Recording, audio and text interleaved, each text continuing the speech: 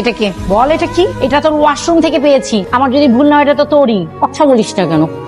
তুই কি কনসেপ্ট করছিস? পাড়া প্রতিবেশী আত্মীয় স্বজন, তুই এটা কেমনে করলি? আমি আর ভাবতে পারছি না, আমি এই বিপদ কেমনে সামলাবো।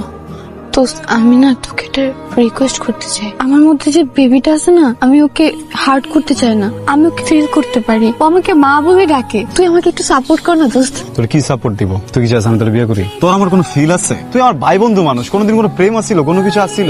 একটা অ্যাক্সিডেন্ট হয়ে গেছে, এই ব্যাপারটা তো আমারও একার দোষ নেই, দুজন মিলে একটা অ্যাক্সিডেন্ট ঘটে গেছে। এটা না এত সিরিয়াস আর কিছু না। আমি তোরে কই মেডিকেল কিচ্ছু লাগবো না, একটা ওষুধ খাওয়ালো সব ঠিক হয়ে যাবে, বুঝছিস? ও অনেক ছোট আর আমি ওর মা। আমি তোর বাবা, কন্ট্রিবিউশনটা তো আমারই বেশি। এই অবস্থায় হুদ্দারের টাইম না বড় বানাতে চাস না তুই। তোর পেটটা দেখ একদম সমান হয়ে আছে, কেন বেটা কিছুই হয় নাই। ছোট্ট একটা জিনিস আমি তোরে কইতাছি, এটা সলভ করে দেবো, আমার সলভ করে দে না। তুই পেঁচেতেছিস কি লেখা? ইটস ন্যাচারাল মামা, অ্যাবর্শন করে দাও। তোর কাছে এটা ন্যাচারাল মনে হচ্ছে?